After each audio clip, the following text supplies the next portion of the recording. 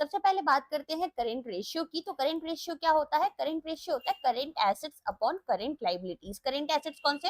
वो एसेट्स जिनको हम 1 साल से कम के लिए होल्ड करने वाले हैं या 1 साल तक होल्ड करने वाले हैं।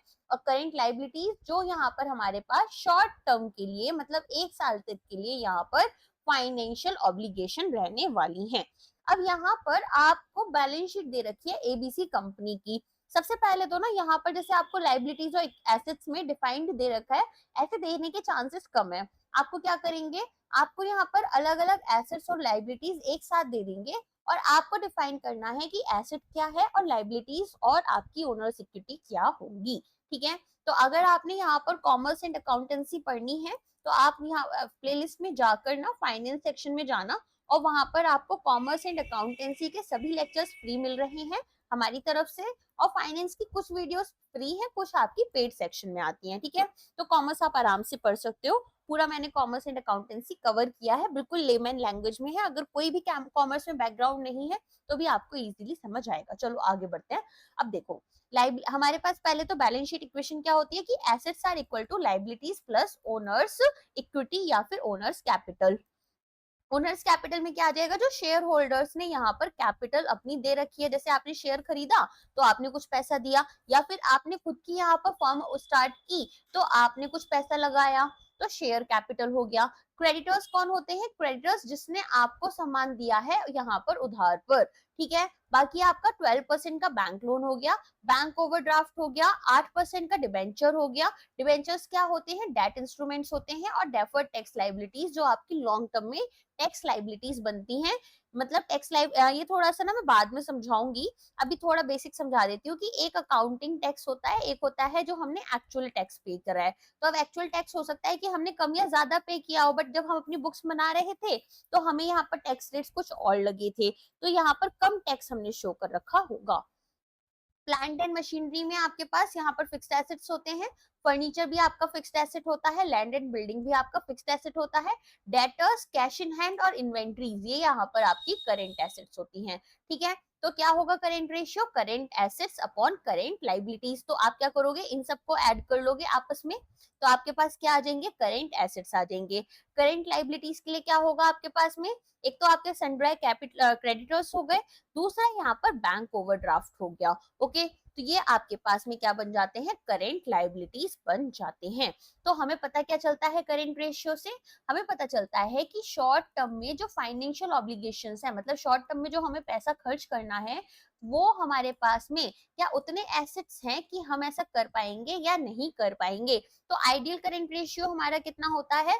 1 या फिर 1.2 तक होता है। ठीक है, चलो आगे बात करते हैं। अब यहाँ पर आपको एसेट कवरेज रेशियो निकालना है। एसेट कवरेज रेशियो के लिए आपको क्या क्या दे रखा है? कैश एंड इक्विवेलेंट्स दे रखे हैं कि भाई कैश या कैश इक्विवेलेंट्स, जैसे डिमांड ड्राफ्ट हो गया, चेक्स हो गए आपके। अकाउंट रिसीवेबल, जैसे आपने कोई सामान बेचा, ठीक है, उसका पेमेंट अब आपको मिलने वाला है, तो वो आपके लिए क्या हो जाता है? रिसीवेबल, कि भाई यहाँ पर ये बिल हमने बनाया था, इसका पैसा हमें 3 महीने 6 महीने जो भी है उतने टाइम में मिल जाएगा। प्रॉपर्टी प्लांट एंड इक्विपमेंट आपके फिक्स्ड एसेट्स होते हैं। ठीक है, तो यहाँ पर ये 100 मिलियन के हैं। इनटेंजिबल एसेट्स जैसे आपकी गुडविल हो गई, पेटेंट हो गए, सॉफ्टवेयर हो गए। अकाउंट पेबल, जो अमाउंट आपको पे करनी है, जब आपने गुड्स परचेज की उधार पर किया, अब आपको किसी को पे करना है। Short term debt, short term debt क्या है कि छोटे टाइम के लिए यहाँ पर लेस देन अ ईयर आपके पास में कुछ लोन वगैरह है। लॉन्ग टर्म डेट जो आपको लॉन्ग टाइम में अमाउंट पे करनी है। ठीक है, अब एसेट कवरेज रेशियो का फॉर्मूला क्या होता है कि आपके पास में कितने टेंजिबल एसेट्स हैं, उसमें से आपकी करेंट लाइबिलिटीज को आप माइनस कर दोगे। इसमें से आप शॉर्ट टर्म लाइबिलिटीज जो हैं, ठीक है, उन्हें एक्सक्लूड कर देते हैं, उनको ऐड नहीं करते हैं करेंट लाइबिलिटीज में, और आपका क्या करेंगे? टोटल डेट जो है उससे डिवाइड कर देते हैं। तो सबसे पहले तो टेंजिबल एसेट्स में आपके पास कैश, अकाउंट रिसीवेबल, पीपीई आ जाएगा। ठीक है, इनटेंजिबल एसेट्स तो क्या होते हैं? जिनको हम टच नहीं कर सकते, वो हम यहाँ पर लेकर नहीं चलेंगे। तो ये आपका कितना हो गया? 180 मिलियन हो गया। इसके बाद में लाइबिलिटीज का देखेंगे तो यहाँ पर अकाउंट पेएबल है, शॉर्ट टर्म डेट हम लेकर नहीं चलेंगे, और लॉन्ग टर्म डेट जो है वो करंट लाइबिलिटीज का पार्ट ही नहीं होता। तो हमारे पास ये कितना बचा, 60 मिलियन बचा। अब टोटल डेट हमारे पास शॉर्ट टर्म और लॉन्ग टर्म दो तरह का कितना था, 60 मिलियन था। तो हम क्या करेंगे, 60 मिलियन को यहाँ पर नीचे लेकर जाएंगे डिनोमिनेटर में, और टेंजिबल एसेट्स हमारे पास 180 है, माइनस हमारे पास 60 मिलियन को कर देंगे। तो इससे हमारे पास क्या आ जाएगा, इससे हमारे पास में एसेट कवरेज रेशियो आ जाता है। ठीक है, तो अब हमारे पास में कितने एसेट्स हैं, हमारे पास में 2 टाइम्स एसेट है कि हम हमारे शॉर्ट टर्म और लॉन्ग टर्म डेट को पे कर पाए। ठीक है, अब यहाँ पर रिटर्न ऑन कैपिटल एम्प्लॉयड, ये क्या है, return on capital employed. Capital employed में क्या आता है, आपके शेयर होल्डर्स फंड आ जाते हैं। ठीक है, कि जो शेयर होल्डर्स ने यहाँ पर शेयर्स वगैरह लिए थे, इसके अलावा यहाँ पर और क्या क्या चीजें आती हैं, देखो टोटल कैपिटल एम्प्लॉय करने के लिए हमें क्या क्या लेकर चलना होता है। अच्छा यहाँ पर भी दे नहीं रखा है, कोई बात नहीं, मैं बता देती हूँ। तो यहाँ पर देखो हमारे पास में कैपिटल क्या होता है, किसी भी ऑर्गेनाइजेशन का कैपिटल होता है उसका डेट, उसने जो यहाँ पर इक्विटी शेयर की है, ठीक है, और जो प्रेफरेंस शेयर्स होते हैं। तो डेट आपके पास में कैसे आ सकता है कि बॉन्ड, डिबेंचर्स, लोन्स के थ्रू। ठीक है, इक्विटीज आपके नॉर्मल शेयर्स होते हैं, और प्रेफरेंस शेयर्स मैंने आपको लास्ट क्लासेस में पढ़ा ही रखे हैं, तो वो आपको पता ही है। ठीक है, तो यहाँ पर अब आपने जब ये शेयर्स दिए तो आपके शेयर होल्डर ने कुछ पैसे दिए, ये शेयर्स आपने इशू किए तो शेयर होल्डर्स ने पैसे दिए, और यहाँ पर आपने कुछ बोरोइंग्स कर रखी हैं, तो ये सब आपका क्या हो गया, ये सब आपका मिलाकर हो जाता है कैपिटल एम्प्लॉयड। ओके, अब चलो, अब हमें क्या क्या दे रखा है, इन्होंने दे रखा है earning before interest and tax. Earning before interest and tax क्या होता है, प्रॉफिट होता है। प्रॉफिट कौन सा वाला होता है, ये आपका ग्रॉस प्रॉफिट होता है, जिसमें कि आप कैसे निकालते हो, सेल्स जो भी यहाँ पर आपकी हुई है minus cost of goods sold. ठीक है, जैसे आप बचपन में निकालते थे ना, selling price minus cost price, वैसे ही ये निकलता है। तो हमारे पास ईबीआईटी ऑलरेडी दे रखा है, नहीं दे रखा होता तो जैसे मैंने आपको बताया वैसे आप निकाल लेते। अब क्या करोगे, ईबीआईटी अपॉन आपका कैपिटल एम्प्लॉयड कितना है, इससे आप रिटर्न निकाल लेते हो कि कितना आपको रिटर्न्स मिल रहे हैं ऑन कैपिटल एम्प्लॉयड, और ये आपका किस में आता है, परसेंटेज में आएगा। ठीक है, चलिए अब आ जाओ, ईबीआईटी टू सेल्स रेशियो जो है इसे हम क्या बोलते हैं, ईबीआईटी टू सेल्स रेशियो को हम प्रॉफिट रेशियो भी, ऑपरेटिंग प्रॉफिट रेशियो भी बोलते हैं। देखो जब आपको मैं यहाँ पर बोलूं कि आपके पास में नेट प्रॉफिट इतना है अपॉन सेल्स, तो यहाँ पर टोटल सेल्स आपको दे दूं तो क्या निकल जाएगा, नेट प्रॉफिट रेशियो निकल जाएगा। ऑपरेटिंग प्रॉफिट आपको दे दूं और फिर आपको बोलूं टोटल सेल्स, तो क्या निकल जाएगा, ऑपरेटिंग प्रॉफिट रेशियो आपका निकल जाएगा। ठीक है, इस तरीके से हम यहाँ पर अपने प्रॉफिट रेशियोज को निकाल रहे होते हैं। तो ईबीआईटी टू सेल रेशियो क्या होता है, ईबीआईटी अपॉन सेल्स। ठीक है, ईबीआईटी हम कैसे कैलकुलेट करते हैं, लास्ट क्लास में मैंने आपको बताया था जब आपको 2021 का पेपर सॉल्व करवाया था, क्योंकि वैसा एक क्वेश्चन भी एग्जाम में आ चुका है। नेक्स्ट यहाँ पर बात हो रही है एवरेज एज कितनी है आपके रिसीवेबल्स की। रिसीवेबल्स क्या है कि भाई यहाँ पर आपने जिन लोगों को सामान उधार पर दिया था, जो डेटर्स थे, वो अब आपको कब आपका पैसा पे करते हैं वो हमें निकालना है। तो क्रेडिट सेल्स, जो सेल हमने यहाँ पर उधार पर किया है कि भाई लोगों ने अभी हमें पैसा नहीं दिया, वो कितना है, यहाँ पर 72 लाख है। एवरेज अकाउंट रिसीवेबल हमारे पास कितने हैं, 12 लाख हैं। तो कैसे निकालोगे, आराम से आपको पता है ना। देखो सबसे पहले हम यहाँ पर क्या करते हैं, यहाँ पर हम निकालते हैं 360 डेज के लिए 360 यूज करते हैं, और डेटर टर्नओवर रेशियो। अब एक चीज है, आप बोलोगे साल में तो 365 डेज होते हैं, तो देखो ये ना 360 रेशियो। अब इसमें हमारे पास में डाटा टर्नओवर रेशियो कैसे निकालते हैं कि भाई क्रेडिट हमारा सेल्स कितना हुआ अपॉन यहाँ पर एवरेज अकाउंट रिसीवेबल्स हमारे कितने हैं। ठीक है, तो क्रेडिट सेल हुई थी हमारी 72 लाख रुपीस की, और एवरेज अकाउंट रिसीवेबल्स जो है हमारे पास वो 12 लाख है। तो डेटर्स टर्नओवर रेशियो कितना आ गया हमारे पास, 6 आ गया। ठीक है, अब क्या करेंगे, अब एवरेज एज ऑफ रिसीवेबल्स यहाँ से निकाल लेंगे। ओके, अच्छा इससे हमें क्या और पता चलता है, हमें पता चलता है कि हमारा कलेक्शन पीरियड कितना है। और किसी भी ऑर्गेनाइजेशन का कलेक्शन पीरियड जो है वो बहुत इंपॉर्टेंट होता है, क्योंकि आपको यहाँ पर कोशिश करनी होती है कि आप 45 से 90 डेज के बीच में अपना सारा डेट जो है कलेक्ट कर लो। ठीक है, बाकी इंडस्ट्री स्टैंडर्ड्स के हिसाब से भी हम इस चीज को कंपेयर कर रहे होते हैं। अब बात हो रही है डेप्रिशिएबल अमाउंट की, कि भाई एक डेप्रिशिएबल एसेट है जिसका डेप्रिशिएबल अमाउंट जो है वो हम यहाँ पर किस बेसिस पर लेकर जाएंगे, to each accounting period during the useful life of the asset. तो स्ट्रेट लाइन बेसिस, यहाँ पर फिर बोल रहे रिटन डाउन वैल्यू मेथड के हिसाब से, जीरो बेसिस के हिसाब से, या फिर नन ऑफ द अबव। तो यहाँ पर आप कैसे जाते हो, आप जाते हो सिस्टमैटिक बेसिस के अकॉर्डिंग। ठीक है, तो अब यहाँ पर देखो आपको जो मेथड दे रखे हैं, स्ट्रेट लाइन मेथड और यहाँ पर रिटन डाउन वैल्यू मेथड। तो स्ट्रेट लाइन वैल्यू मेथड में क्या होता है कि हम हर साल एक अमाउंट ले लेते हैं। फॉर एग्जाम्पल मैंने बोला 1,000 रुपए से मेरा एसेट जो है हर साल डेप्रिशिएट कर जाएगा, तो हर साल सेम अमाउंट जाएगा। अगर मैं बात करूं यहाँ पर रिटन डाउन वैल्यू मेथड की, तो ये हमारा कैसे होता है, परसेंटेज के हिसाब से होता है। तो यहाँ पर हम क्या देखते हैं कि भाई कितने परसेंट, फॉर एग्जाम्पल मैंने बोला 10% वैल्यू मेरे एसेट की हर साल गिर रही है, तो ये हो जाता है written down value method. Okay, बाकी जब मैं आपको यहाँ पर पीपीई पढ़ाऊंगी तो मैं आपको पूरा डेप्रिसिएशन का जो हमारा इंडियन अकाउंटिंग स्टैंडर्ड और अकाउंटिंग स्टैंडर्ड है ये कवर करूंगी, तो सारे मेथड्स कवर कर समझा दूंगी। ठीक है, तो यहाँ पर हमें सिस्टमैटिक बेसिस से जाना पड़ता है। चलो, अब यहाँ पर पूछा कौन सा इनमें से करेंट लाइबिलिटी नहीं है।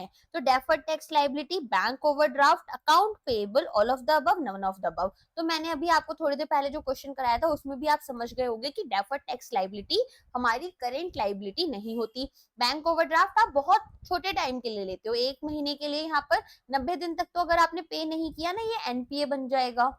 ठीक है, अकाउंट पेएबल्स वो है कि भाई आपको यहाँ पर अपना अमाउंट पे करना है, तो ऑफ कोर्स 1 साल से कम में ही करोगे, ऑपरेटिंग साइकिल के अंडर अंडर हम सारा अमाउंट पे करते हैं।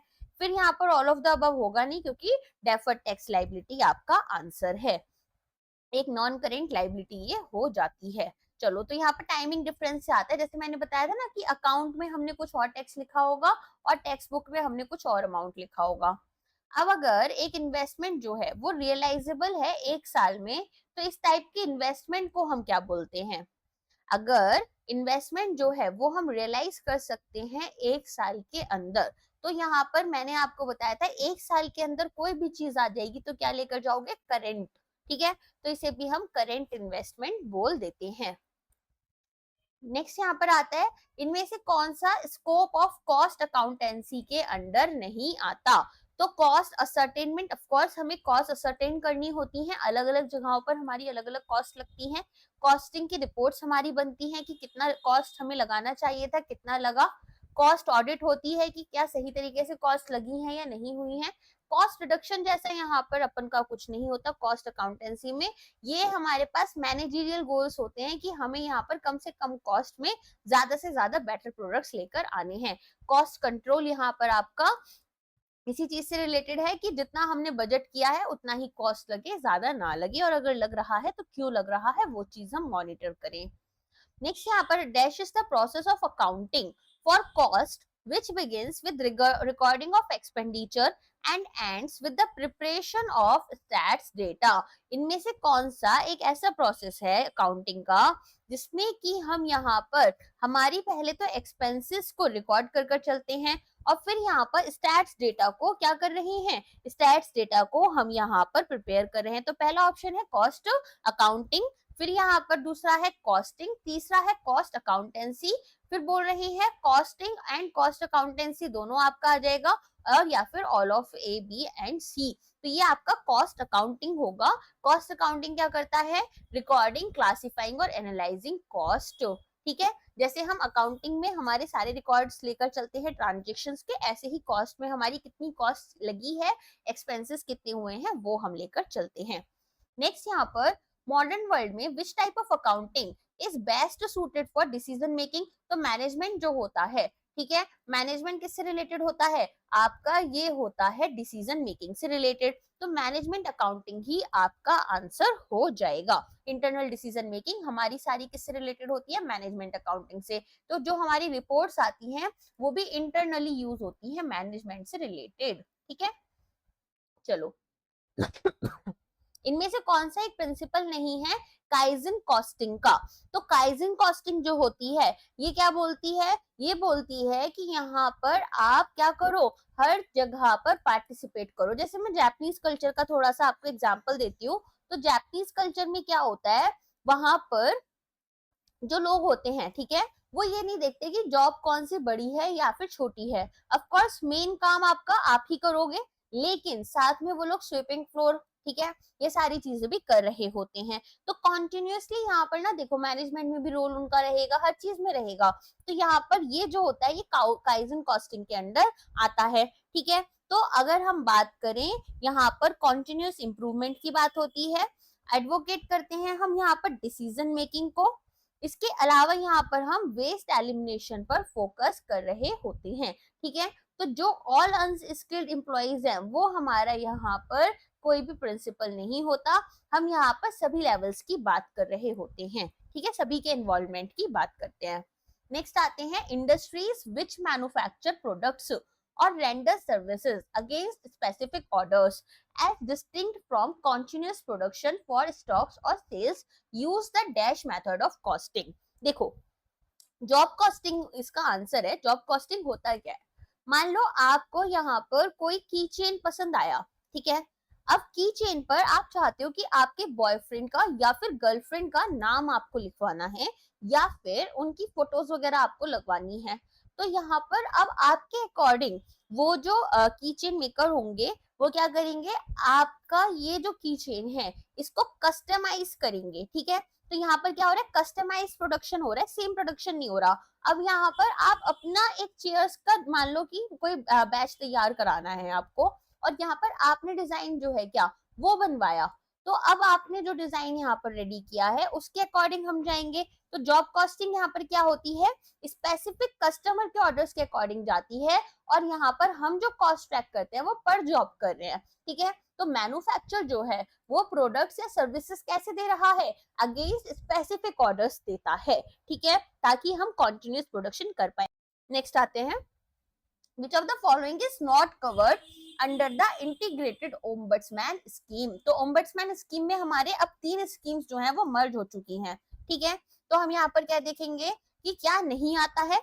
तो ये जो 3 ओम्बड्समैन स्कीम थी कौन कौन सी थी आपकी, एक तो बैंकिंग थी, एक एनबीएफसी थी, और एक यहाँ पर आपकी डिजिटल ट्रांजेक्शन्स थी। ठीक है, तो अपन अब देखो बैंक्स का एनबीएफसी का मर्ज हुआ, फिर इसके बाद में पेमेंट सिस्टम ऑपरेटर्स आपके डिजिटल सिस्टम में आ जाएंगे, डिजिटल ट्रांजेक्शन में। तो ये तो तीनों है। ठीक है, तो क्या बचा आपका, हाउसिंग फाइनेंस कंपनीज। नेक्स्ट आ जाते हैं, who gives guarantee to MLIs for loan under guaranteed emergency credit line scheme। देखो 2021 में ना ये स्कीम आई थी, और यहाँ पर इन्होंने बोला था कि हम 3 लाख करोड़ रुपए तक का ना ये क्या है लोन्स प्रोवाइड करेंगे। तो मेंबर लोन आप देखोगे यहाँ पर लैंडिंग इंस्टीट्यूशंस होते हैं, मेंबर लैंडिंग इंस्टीट्यूशंस जो हैं, अब ये बोल रहे कि इनको यहाँ पर गारंटी कौन देगा। तो पहला है ईसीजीसी, फिर है एग्जिम बैंक, तो ये नहीं देते हैं, देता कौन है, ये देता है आपका NCGTC, that is National Credit Guarantee Trustee Company. Okay, चलो आगे बढ़ते हैं। अच्छा, ये स्कीम का बेसिक ऑब्जेक्टिव क्या था, इनका ऑब्जेक्टिव था कि जो कोविड-19 है, ठीक है, कोविड-19 के टाइम पर जो हमारे एमएसएमईज को पैसे चाहिए, जो लोन्स चाहिए, वो हम यहाँ पर प्रोवाइड कर पाए। तो यहाँ पर 3 लाख करोड़ रुपए तक का क्रेडिट जो है क्या दिया जा रहा था। चलो नेक्स्ट पर आते हैं। अब बात हो रही है टोबिन टैक्स की, कि इनमें से कौन सा टोबिन टैक्स का एक फॉर्म है इंडिया में। तो पहला है आपका एसटीटी, दैट इज यहाँ पर सिक्योरिटीज ट्रांजेक्शन टैक्स। दूसरा यहाँ पर क्या है आपका, दूसरा है यहाँ पर जीएसटी, फिर इनकम टैक्स। तो यहाँ पर ये क्या होते हैं, टोबिन टैक्स, टोबिन टैक्स होते हैं जो यहाँ पर स्पॉट कन्वर्जन के टाइम पर काम आते हैं, जब हम एक करेंसी से दूसरी करेंसी में कन्वर्ट कर रहे हैं। मतलब देखो मान लो मुझे आज की आज, ठीक है, क्या करना है, आज के आज मुझे डॉलर से यूरोस में कन्वर्जन करना है। ठीक है, तो फिर यहाँ पर क्या लगेगा, यहाँ लगेगा आपका टोबिन टैक्स। तो यहाँ पर आपका क्या लगता है, सिक्योरिटीज ट्रांजेक्शन टैक्स लग जाता है। ठीक है इसका नाम टोबिन टैक्स क्यों है, क्योंकि जेम्स टोबिन कर एक पर्सन थे, उनको नोबेल प्राइज वगैरह भी कुछ मिला हुआ था, तो उन्होंने जो है क्या वो उसके ऊपर लगाया था। चलो, तो करेंसी ट्रांजेक्शन इन सब पर हमारा टोबिन टैक्स लगता है। नेक्स्ट आ जाओ, on maturity of sovereign gold bonds SGBs, जो कि फेल भी हो चुके हैं as per some news articles. Gold bonds जो है वो हमें रिडीम करने होते हैं इंडियन रुपीज में, और जो रिडेम्पशन प्राइस है वो हमारा किसके ऊपर बेस्ड होता है, तो simple average of closing price of gold of 999 purity of previous 3 business days. देखो क्या होगा, गोल्ड प्राइस का क्या, गोल्ड का क्या प्राइस था 3 दिन पहले, ठीक है, उस प्राइस के हिसाब से यहाँ पर जब हमारे सॉवरेन गोल्ड बॉन्ड्स मैच्योर हो जाएंगे तब हम जो गोल्ड आपको देंगे वो किस प्राइस पर देंगे, जो 3 दिन पहले का प्राइस होता था, ठीक है। और कितना गोल्ड हमारा यहाँ पर 99.999% प्योर होना चाहिए। नेक्स्ट आ जाते हैं वायबिलिटी गैप फंडिंग स्कीम के अंदर जो टोटल वायबिलिटी गैप फंडिंग है वो हमारी किससे ज्यादा एक्सीड नहीं होनी चाहिए of the total project cost. तो ये है आपका 20। देखो क्वेश्चन अभी भी इस पर आ सकता है, बट उस टाइम पर तो ये क्वेश्चन हर एग्जाम में आ रहा था, ये वाला पर्टिकुलर क्वेश्चन हर एग्जाम में आ रहा था। चलो अब आती है बात टीडीएस, जो हमारा लगता है टैक्स डिडक्टेड एट सोर्स या टैक्स डिडक्टेबल एट सोर्स। तो जो हमारा इमूवेबल प्रॉपर्टी पर लग रहा है, ठीक है, is covered under dash section of the income tax act. तो कौन से सेक्शन के अंडर आएगा, ये आपका आएगा यहाँ पर 9194IA के अंडर, ठीक है। टैक्स डिडक्टेड एट सोर्स क्या होता है, मान लो आपने यहाँ पर मुझे कुछ फ्रीलांसिंग सर्विसेज प्रोवाइड की, तो मैं यहाँ पर आपको इनकम दे रही हूँ, तो मैं हूँ सोर्स, ठीक है। अब मैं ही आपका पहले टैक्स जो है फॉर एग्जांपल 10% का टैक्स डिडक्ट कर लूंगी और फिर बचा हुआ पैसा आपको दूंगी, और ये 10% पैसे का मैं क्या करूंगी, ये इनकम टैक्स के पास में फाइल कर दूंगी, ठीक है। नेक्स्ट यहाँ पर बोल रहे हैं इनमें से कौन सा एक डेरिवेटिव नहीं है, तो फ्यूचर फॉरवर्ड ऑप्शंस, यहाँ पर ये तो आपके डेरिवेटिव्स होते हैं, स्वैप्स भी आपके डेरिवेटिव्स हैं। डिबेंचर क्या है, डेट इंस्ट्रूमेंट होता है, डिबेंचर और बॉन्ड, ठीक है, ये होते हैं हमारे डेट इंस्ट्रूमेंट्स। बॉन्ड्स होते हैं यूजुअली गवर्नमेंट्स के लिए और डिबेंचर्स होते हैं कॉर्पोरेट्स के लिए। ओके अगर आपको ये पढ़ना है तो फाइनेंस वीडियो की सीरीज में ही डेरिवेटिव्स का लेक्चर पढ़ा हुआ है, वहां से जाकर पढ़ लेना। चलिए नेक्स्ट आते हैं, dash measures the rate of decline in the value of an option due to the passage of time. यहाँ पर जैसे जैसे यहाँ पर आपका क्या हो रहा है, वैल्यू ऑप्शन की कम होती जा रही है, क्यों होती जा रही है, क्योंकि टाइम खत्म होता जा रहा है। तो कॉल ऑप्शन पुट ऑप्शन होते हैं ना हमारे पास में, तो उनके साथ में होती है एक्सपायरेशन डेट, है ना, एक्सरसाइज करना होता है ना हमें उन्हें। तो एक्सरसाइज जब हमें उन्हें करना है, वैसे वैसे जैसे जैसे टाइम खत्म होता जा रहा है वैसे ही वैल्यू खत्म होती जाएगी, तो इसे हम यहाँ पर थीटा के थ्रू निकालते हैं। कॉल ऑप्शन पुट ऑप्शन याद है आपको, कॉल ऑप्शन होता है राइट टू बाय और पुट ऑप्शन होता है यहाँ पर राइट टू सेल, ठीक है। और यहाँ पर कोई ऑब्लिगेशन नहीं होती। डिटेल में पढ़ने के लिए ना प्लीज डेरिवेटिव्स का लेक्चर कर लेना, क्योंकि अभी डिटेल्स में मैं पढ़ा नहीं पाऊंगी, बहुत सारे क्वेश्चंस होते हैं, एकदम डिटेल में नहीं हो पाएगा। Quorum for a meeting of the board of directors shall be, quorum जो है यहाँ पर, ठीक है, वो आपका कैसा होना चाहिए, तो कोरम क्या है कि भाई मिनिमम इतने लोग तो प्रेजेंट होने ही चाहिए, तभी वो सेशन या मीटिंग जो है वो वैलिड मानी जाएगी, वरना नहीं मानी जाएगी। तो यहाँ पर कंपनीज एक्ट के अकॉर्डिंग या तो 1/3 ऑफ द टोटल स्ट्रेंथ होनी चाहिए, या फिर यहाँ पर बोर्ड स्ट्रेंथ जो है, ठीक है, उसमें हमारे 1/3 होंगे या फिर 2 डायरेक्टर्स होंगे, जो भी हाई है, दोनों में से जो भी हमारा हाई रहेगा। अब यहाँ पर बात हो रही है कंट्रोलर ऑडिटर जनरल की, कि भाई ये ना एक ऑडिटर को यहाँ पर अपॉइंट करते हैं, तो कौन से यहाँ पर कंपनीज एक्ट के सेक्शन के अंडर ये इस ऑडिटर को अपॉइंट कर रहे हैं, तो आपका होता है सेक्शन 139 और 7, जो कि अपॉइंटमेंट ऑफ ऑडिटर्स के साथ में डील कर रहा होता है, ठीक है, किसके लिए, गवर्नमेंट कंपनीज के लिए, पब्लिक सेक्टर एंटरप्राइजेस के लिए। नेक्स्ट यहाँ पर एक प्रोस्पेक्टस अगर इशू किया गया है, कल मैंने आपको प्रोस्पेक्टस से रिलेटेड सारी चीजें कल पढ़ाई थी, तो जाकर एक बार पढ़ लेना। Is issued in the contravention of the provision of companies act, कि भाई यहाँ पर कंपनीज एक्ट को आपने फॉलो नहीं किया है, तो कंपनी जो है वो यहाँ पर पनिशेबल होगी with fine which shall not be less than dash rupees but which में extend to rupees dash.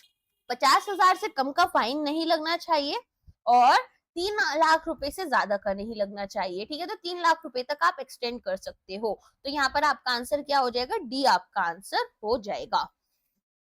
Next है, अगर एक कंपनी चाहती है कि जो टर्म्स ऑफ कॉन्ट्रैक्ट है इसके, ठीक है, जो प्रोस्पेक्टस या ऑब्जेक्ट्स में दिए गए हैं जब प्रोस्पेक्टस इशू किया गया था, तो यहाँ पर हम इनको थोड़ा सा वेरी कर दें, यहाँ पर चेंजेस ले आए, तो ये जो वेरिएशंस हैं ये हम यहाँ पर कब कर सकते हैं, तो ऐसे में हमें स्पेशल रेजोल्यूशन पास करना पड़ता है, ठीक है।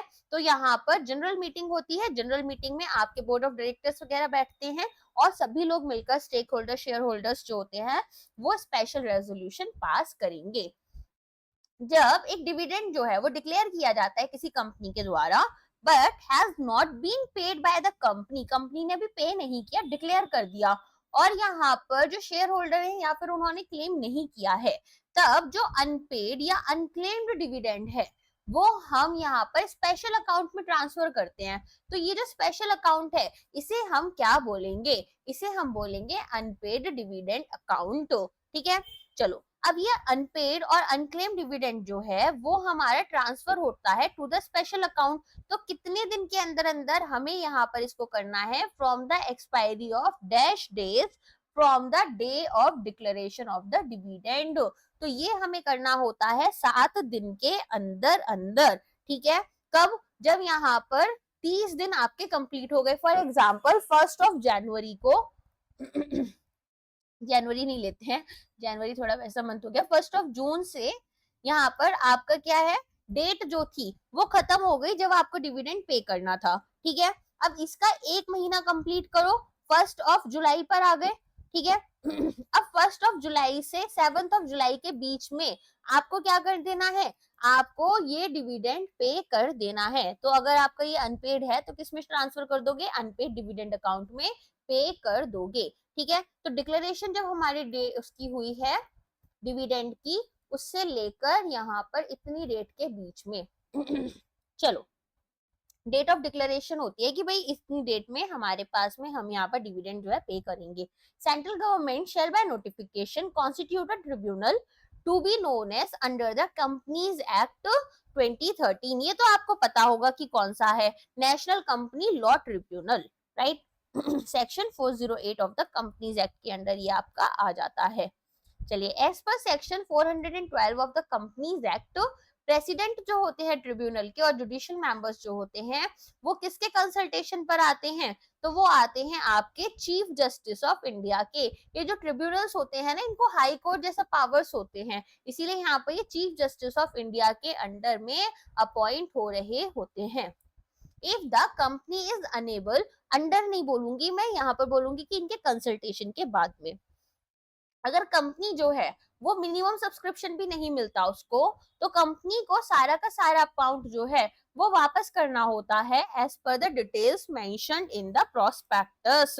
ठीक है, कितने मिनिमम सब्सक्रिप्शन यहाँ पर चाहिए होता है, 90% ऑफ द इशूड शेयर्स। ठीक है, 100 शेयर इशू करें तो 90 तो आपके पास में शेयर्स जो हैं वो कम से कम सब्सक्राइब हो जाए, अगर वो भी नहीं हो रहे हैं तो आपको फिर सारा अमाउंट वापस करना पड़ता है। As per the provision of the companies act 2013, every director of the company, जितने भी डायरेक्टर्स है कंपनी के, दैट शैल बी अपॉइंटेड, कैसे अपॉइंट होंगे वो, in a general meeting unless specified by law. कुछ और बताया लॉ ने तो हम अदरवाइज जाएंगे। Quantity demanded is dash to the price, तो यहाँ पर इनवर्सली प्रोपोर्शनल होगी, जितना ज्यादा डिमांड होगी, ठीक है, जितना ज्यादा यहाँ पर आपकी डिमांड होगी, प्राइसेस उतने ही क्या हो जाएंगे, आपके प्राइसेस उतने ही यहाँ पर लो हो जाते हैं, इनवर्सली प्रोपोर्शनल होता है। ठीक है, अब जैसे जैसे प्राइस बढ़ता जाएगा वैसे ही क्वांटिटी जो है वो लोग कम डिमांड करेंगे। अब यहाँ पर बोल रहे हैं जो मल्टीप्लायर फॉर्मूला है इकोनॉमिक्स में वो कैसे डिनोट होता है, तो वो होता है आपका 1/1 minus MPC, marginal propensity to consume. ठीक है, marginal propensity to consume. Which of the following is not included in India's forex reserves. Forex reserve में क्या आता है, फॉरेन करेंसी आती है, डेफिनेटली आती है, गोल्ड रिजर्व्स आते हैं, स्पेशल ड्रॉइंग राइट्स IMF के पास जो होती है वो आती हैं, डायमंड्स नहीं आते, डायमंड्स कभी पढ़े नहीं होंगे आपने। ठीक है, तो करेंसी, गोल्ड, SDRs और IMF रिजर्व ब्रांचेस सभी चीज आपकी आ जाती हैं। As per Keynesians economics, dash में lead to prolonged period of high unemployment. तो लॉ ऑफ डिमांड जो होती है, ठीक है, ये यहाँ पर अगर आपको के लिए क्या हो सकता है, हायर अनएम्प्लॉयमेंट लेकर आ सकती है। ठीक है, कि भाई अगर इनएफिशिएंट एग्रीगेट डिमांड है तो यहाँ पर प्रोलॉन्ग्ड अनएम्प्लॉयमेंट भी देखने के लिए मिलेगी। विच ऑफ द फॉलोइंग, क्यों, डिमांड नहीं होगी तो फिर फैक्ट्रीज काम कैसे करेंगी, है ना, वो लोग नया प्रोडक्शन करेंगी नहीं, नया प्रोडक्शन नहीं करेंगी तो यहाँ पर अपनी लेबर को निकालना शुरू कर देंगी। विच of the following strategies is formulated bye top management. Top management आपका कॉर्पोरेट लेवल स्ट्रेटेजीज बनाते हैं। ठीक है, बिजनेस लेवल आपकी कौन बनाता है, डायरेक्टर्स वगैरह बनाते हैं, बोर्ड ऑफ डायरेक्टर्स वगैरह। चलो, dash function of the management deals with the process of choosing appropriate goals, actions to pursue and then determining what strategies to use, what actions to take, deciding what resources are needed। कहाँ से पढ़ना है कैसे पढ़ना है, किस तरह पढ़ेंगे, कहाँ कहाँ से पढ़ सकते हैं, कौन से रिसोर्सेस कहाँ से यूज करेंगे, कैसे करते हो, प्लानिंग करते हो पढ़ने के लिए, तो प्लानिंग ही यहाँ पर मैनेजमेंट का भी वाला फंक्शन बन जाएगा।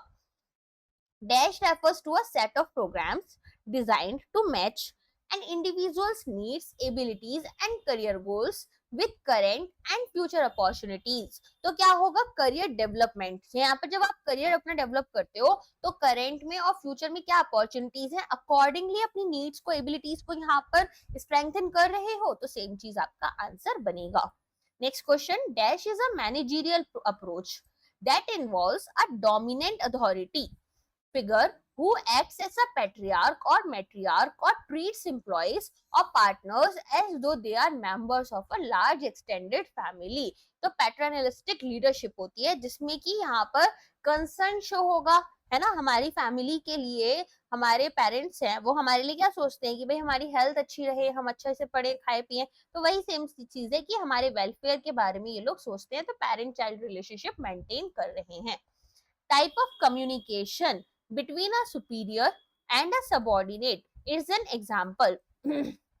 ये क्या है, सुपीरियर है, ये यहाँ पर सबॉर्डिनेट है, तो यहाँ पर जब इनके बीच में कोई भी कम्युनिकेशन हो रही है तो वो वर्टिकल हो जाएगी, ठीक है। अगर आप और आपके कलीग के बीच में सेम टीम में काम कर रहे हो तो होगी यहाँ पर हॉरिजॉन्टल, है ना, खुद से बना सकते हो इस तरह की। चलो आगे बात करते हैं। Which of the following role involves being a source of inspiration for one's group, acting as their leader and engaging in liaison activities between the group and other groups। यहाँ पर क्या हो रहा है, यहाँ पर आप एक सोर्स ऑफ इंस्पिरेशन बन रहे हो अपने खुद के ग्रुप के लिए, अपने खुद के ग्रुप के लीडर बन रहे हो। यहाँ पर आप हमारे जो ग्रुप हैं और उनके जो दूसरे ग्रुप्स हैं, ठीक है, सबके बीच में यहाँ पर कहीं ना कहीं कम्युनिकेशन अच्छे से करा रहे हो, तो ये इंटरपर्सनल कम्युनिकेशन का हिस्सा बन गया, इंटरपर्सनल रोल आपका दिखाई देगा। अच्छा, आपका पेपर 1 जो डिस्क्रिप्टिव होता है ना फेज 2 का, मैं बहुत कंफ्यूज हो जाती हूँ ये पेपर 1 पेपर 2 में। चलिए कोई नहीं, आगे बढ़ते हैं। Dash is a theory that centers on the idea that people are driven to engage in activities to develop और डिमॉन्स्ट्रेट देयर स्किल्स। क्या है, ये एक थ्योरी है जो कि यहाँ पर किस आइडिया के ऊपर फोकस्ड है कि जो लोग हैं वो एक्टिविटीज में यहाँ पर एंगेज होते हैं ताकि यहाँ डिमॉन्स्ट्रेट कर पाए अपनी स्किल्स को। तो अपनी स्किल्स कैसे डिमॉन्स्ट्रेट करते हैं वो लोग, कॉम्पिटेंसी थ्योरी के अकॉर्डिंग, ठीक है, कि भाई यहाँ पर अपनी स्किल्स को इम्प्रूव करें, डिमॉन्स्ट्रेट करें सबके सामने, कॉम्पिटेंसी दिखाए कि हम कितने कॉम्पिटेंट हैं। According to Phillips curve concept, inflation जो होती है वो कौन से फैक्टर्स पर आपके डिपेंड करती है। तो आपके यहाँ पर क्या देखने के लिए मिलता है, देखो फिलिप्स कर्व में आपको यहाँ पर तो एक साइड मिलता है अनएम्प्लॉयमेंट रेट और एक साइड मिलता है इन्फ्लेशन रेट, ठीक है। तो यहाँ पर इन्फ्लेशन जो है वो आपकी किसके ऊपर डिपेंड करेगा कि कितना यहाँ पर अनएम्प्लॉयमेंट रेट का डिविएशन हुआ है नेचुरल रेट से, तो रिलेशनशिप हमें पता चल रही होती है। देखो फिलिप्स कर्व, लॉरेंस कर्व, गिनी कोफिशिएंट, कुछ ऐसी चीजें हैं ना जिस पर से एक या दो क्वेश्चंस आपको अक्सर किसी ना किसी एग्जाम में मिल जाते हैं, तो अगर आप इकोनॉमिक्स पढ़ रहे हो तो इसे थोड़ा ध्यान से पढ़ना, ओके। चलो नेक्स्ट क्वेश्चन पर आते हैं। What is the quantum of the asset servicing charge made by custodian under the NPS for assets in custody. तो यहाँ पर क्वांटम पूछा है एसेट का, एसेट सर्विसिंग चार्जेस का, जो कि कस्टोडियंस यहाँ पर देते हैं under the NPS for assets in custody. तो कितना देना पड़ता है ये आपको, 0.0032% पर एनम, राइट। चलो तो यहाँ पर कस्टोडियन चार्जेस जो हमारे एसेट्स के लिए जाते हैं वो जाते हैं 0.0032%। नेक्स्ट आते हैं डिजिटल इंडिया इनिशिएटिव जो है कि भाई हमें हमारे pensioners, ministry of electronics and information IT has launched, क्या लॉन्च किया है इन्होंने, to issue digital life certificates. तो किसके लिए करने हैं ये, जीवन प्रमाण पोर्टल। अच्छा, आज ना बहुत सारी पीआईबी में न्यूज है, मतलब 2 जुलाई का अगर आप ओपन करोगे तो बहुत सारे आपको न्यूज दिखेंगे पेंशन से रिलेटेड, पेंशन ग्रीवांसेस से रिलेटेड। या तो ना एक काम करना, हमारे टेलीग्राम चैनल पर जाकर आज के करंट अफेयर्स की पीडीएफ पढ़ लेना, ठीक है। वो नहीं करना है तो मैंने आज लेक्चर लिया है, उधर से पढ़ लेना। या फिर आप क्या कर सकते हो, या फिर आप पीआईबी से जाकर खुद से पढ़ ले सकते हो, कैसे भी कर लेना, बस पढ़ लेना। आज काफी सारे पेंशन सेक्टर से रिलेटेड न्यूज आई हैं, और जो इनिशिएटिव्स यहाँ पर पुराने इनिशिएटिव्स नए इनिशिएटिव्स की बात हुई है वो पढ़ लेना, तो आपको क्वेश्चन वहां से दिख जाएगा एग्जाम में, ठीक है। चलो, तो जीवन प्रमाण पोर्टल क्या करता है, डिजिटल इशुएंस देता है लाइफ सर्टिफिकेट्स का पेंशनर्स के। तो यहाँ पर फिजिकल प्रेजेंस की जरूरत नहीं है, अब आपको खुद नहीं जाना पड़ेगा। ये क्यों है, क्योंकि देखो बहुत बूढ़े लोग होते हैं, नहीं चल फिर पाते हैं उतना, तो इस वजह से। Under the national pension scheme, central government जो है वो कंट्रीब्यूट कर रही है dash percentage towards NPS accounts of employees of central autonomous bodies. तो सेंट्रल ऑटोनोमस बॉडीज के लिए यहाँ पर कंट्रीब्यूट कर रहे हैं, तो कितना कर रहे हैं, 14% टवर्ड्स एनपीएस अकाउंट्स, ठीक है। तो सेंट्रल गवर्नमेंट को कितना देना है, 14% देना है यहाँ पर अपना, ठीक है। चलो,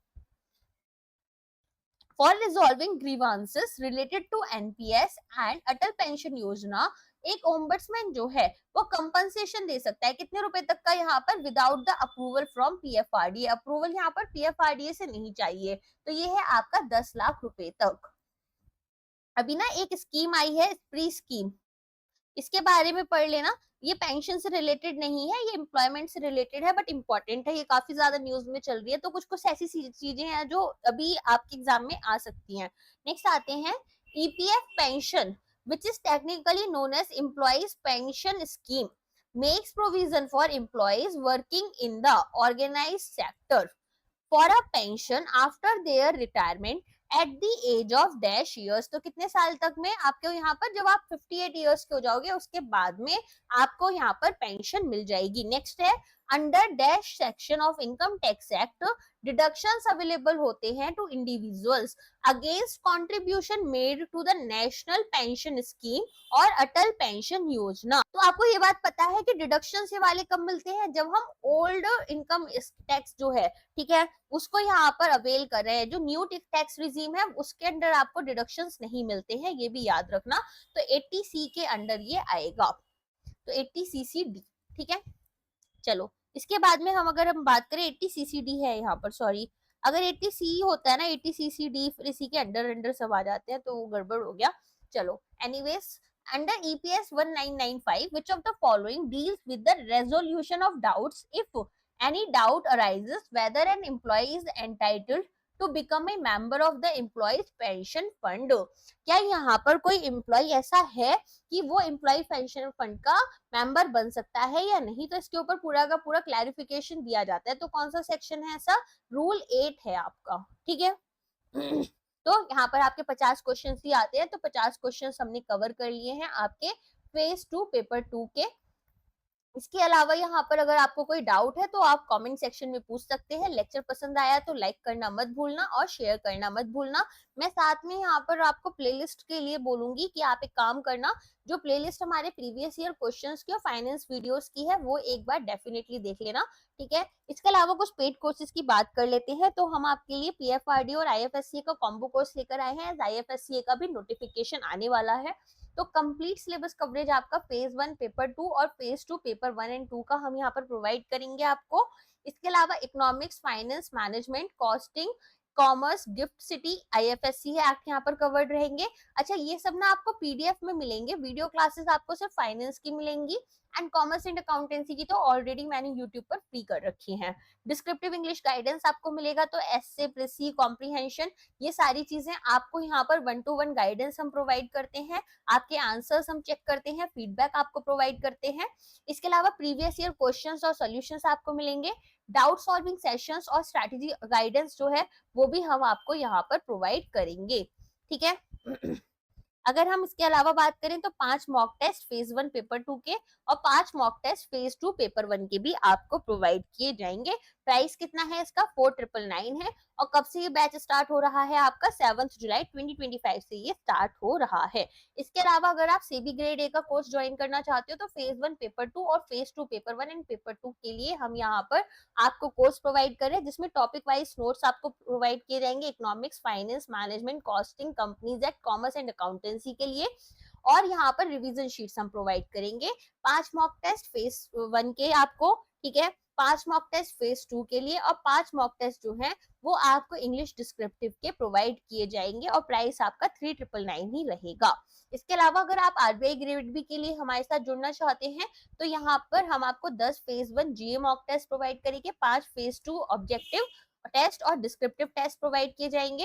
डिस्क्रिप्टिव हम आपके खुद ही चेक करते हैं और आपको यहाँ पर हम साथ में गाइडेंस के साथ में ना फीडबैक भी प्रोवाइड करते हैं। अलोंग विद दिस हम आपको मॉडल आंसर्स देते हैं। फिर 5 फेज 2 के ऑब्जेक्टिव टेस्ट और descriptive test, 5 English descriptive mock test and alternate day descriptive practice, जहां पर अगेन हम आपके आंसर्स चेक करेंगे। तो आज मैंने आपको क्वेश्चन प्रोवाइड किया, कल तक आप सॉल्यूशन दोगे, फिर हम उसे रिव्यू करेंगे, रिव्यू कर आपको फीडबैक्स देंगे उसके ऊपर, और साथ में यहाँ पर हम एक मॉडल आंसर आपको प्रोवाइड करते हैं। ये हमारा पूरा रहता है। सारा का सारा आप ना हमारे से यहाँ पर टेलीग्राम ग्रुप के अकॉर्डिंग और टेलीग्राम चैनल से कनेक्ट हो सकते हैं। सारे लिंक्स डिस्क्रिप्टिव बॉक्स में मैंने प्रोवाइड कर रखे हैं। इसके अलावा कॉम्बो कोर्स आपका SEBI grade A, PFRD grade A का भी है, तो यहाँ पर भी हम आपको पीडीएफ देते हैं। एंड ये मॉक टेस्ट जो है ये आप हमारे पोर्टल पर अप्लाई कर सकते हैं। यहाँ पर आपके अलावा इसके अलावा पेंशन सेक्टर के भी नोट्स आपको मिल जाएंगे, ठीक है। और फाइनेंस की वीडियोस फ्री मिलती हैं, ये पूरा का पूरा अदरवाइज पीडीएफ कोर्स रहेगा। ये मॉक्स आप हमारे पोर्टल पर लगाओगे और इसके अलावा फाइनेंस वीडियोस का सेक्शन आपके लिए फ्री रहेगा। कोई डाउट है तो आप कॉमेंट सेक्शन में हमसे पूछ सकते हैं, मैं आपको सारा बता दूंगी, वरना हमारा टेलीग्राम ग्रुप है, वहां भी आप जाकर बात कर सकते हैं। चलिए अब मिलते हैं नेक्स्ट लेक्चर में। Thank you so much.